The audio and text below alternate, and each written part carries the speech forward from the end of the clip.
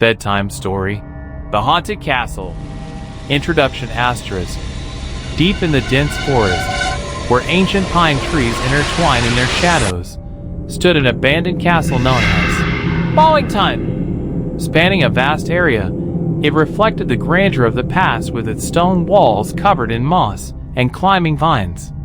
Yet, despite its beauty, it was rumored to be a refuge for lost souls and spirits still searching for peace. The castle was surrounded by thick fog that enveloped it like a heavy embrace, and over time, legends began to circulate about it in nearby villages. People spoke of flickering flames appearing in the corners of the castle, as if beckoning adventurers to enter. But many who dared to approach never returned. Whispers echoed like howling winds at night, as if the trees were warning passers-by of imminent danger. In this eerie atmosphere lived a young man named John!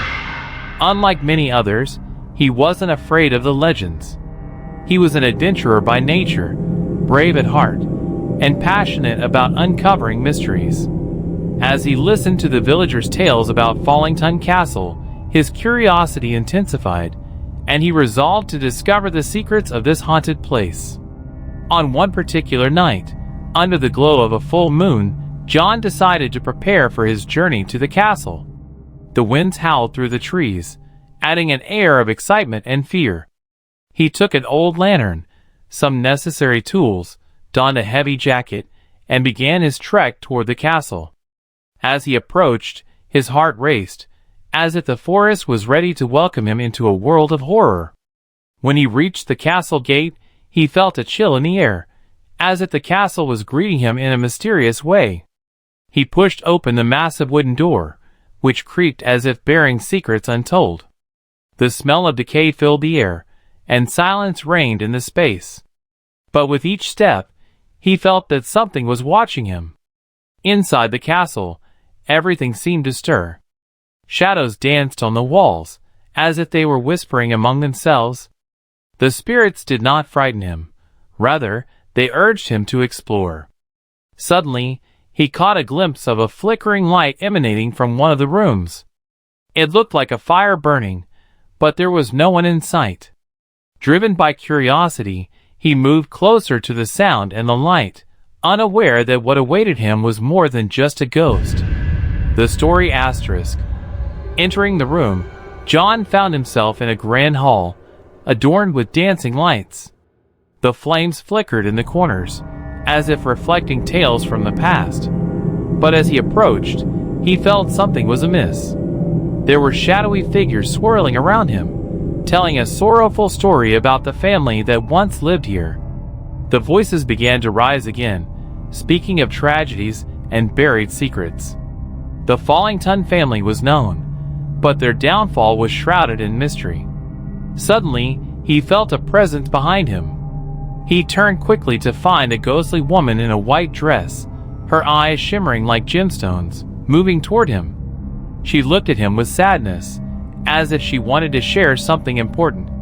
In a faint voice, she said, "You are the only one who can help us." John was taken aback, but felt an odd surge of courage. He listened as she explained that her spirit and that of her family had been trapped in the castle for decades due to an ancient curse. They needed his help to restore peace to their lingering souls. She spoke of an ancient stone hidden in the castle cellar, said to possess the power to break the curse. But reaching it would not be easy, as the cellar was filled with traps and angry spirits guarding the secrets of the past. John set out with the spirit, determined to face the fears that awaited him in the dark corridors.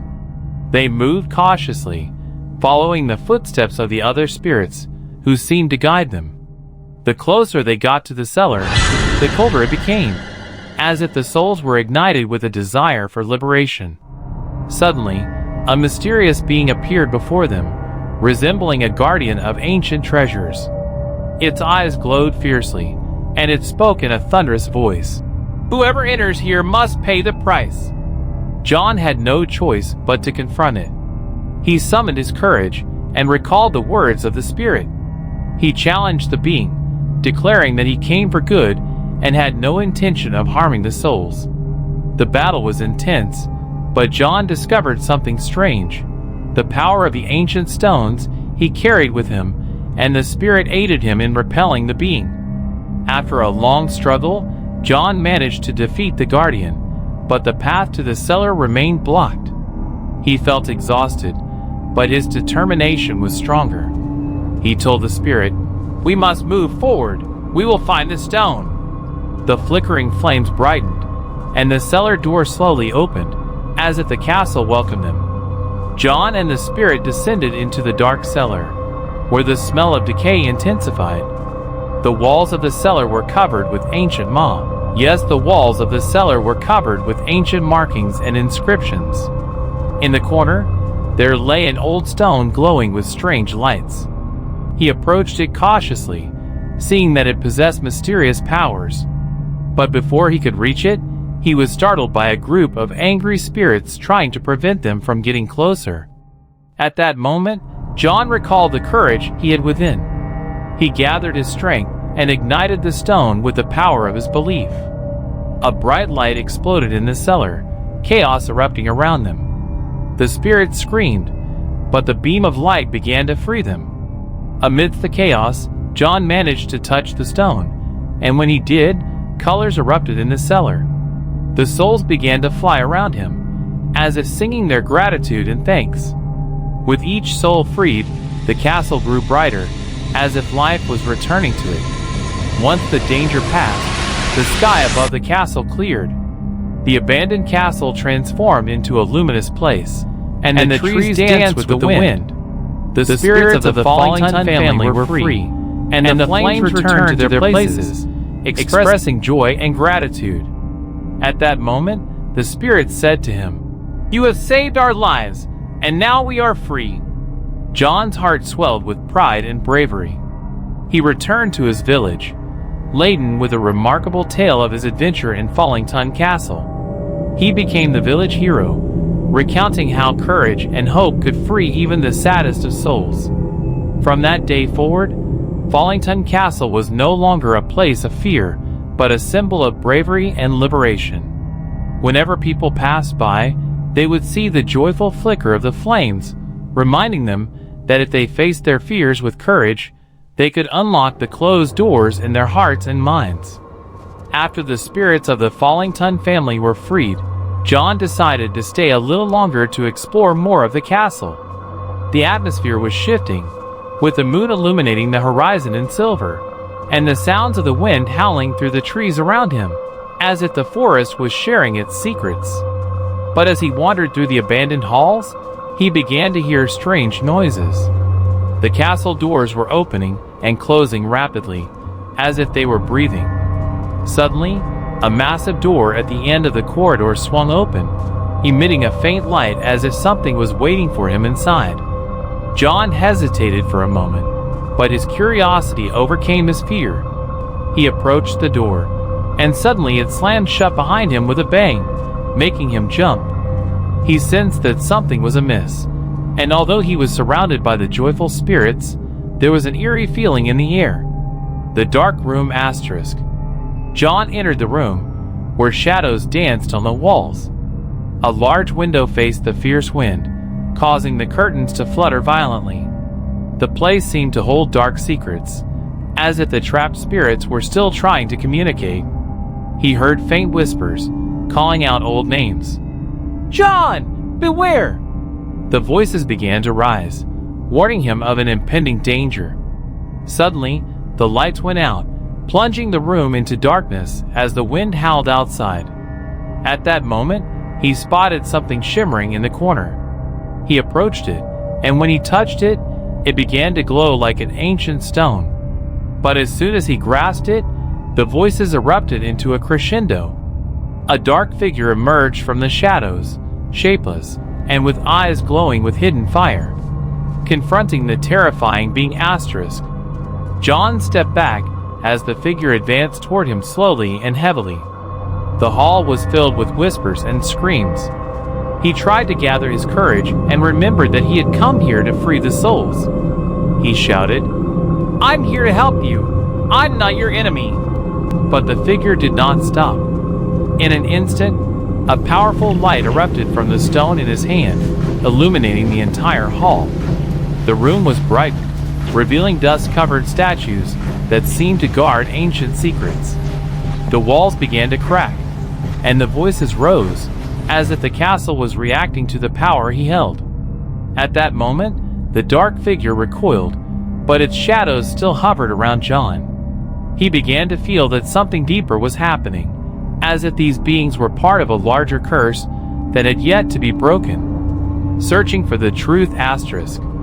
Summoning his bravery, John began searching for an exit.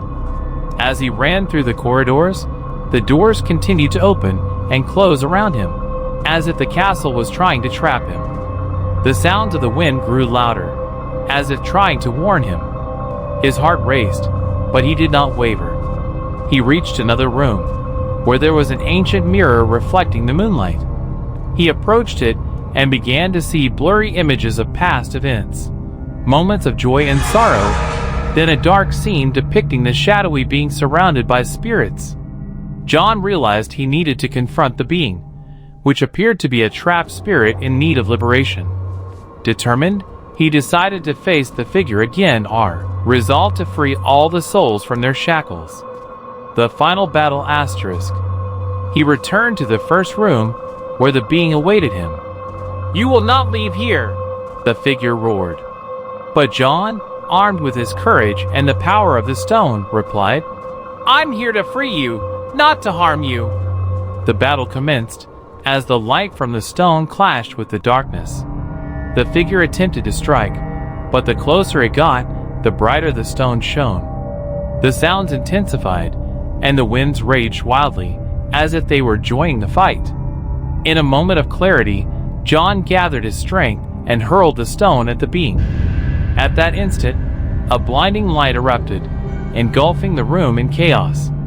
The light spread to every corner of the castle, as if the ancestors' curse was beginning to dissolve. Liberation and light asterisk. As the light spread, the shadowy figure began to fade. "Thank you, you have saved me," the being said before separating from the shadows, revealing itself as a gentle spirit. All the souls were freed, and joy returned to the castle. The lights flickered back on, and the shadows dispersed. Fallington Castle was no longer a place of fear, but a sanctuary of peace and freedom. Now, John became the hero who liberated the souls and revived the castle. As he exited, the sun began to rise on the horizon, and new life began to return to the place. He could hear the sounds of the wind expressing joy, and the trees danced in the morning breeze. The end. I hope you enjoyed this expansion of the story.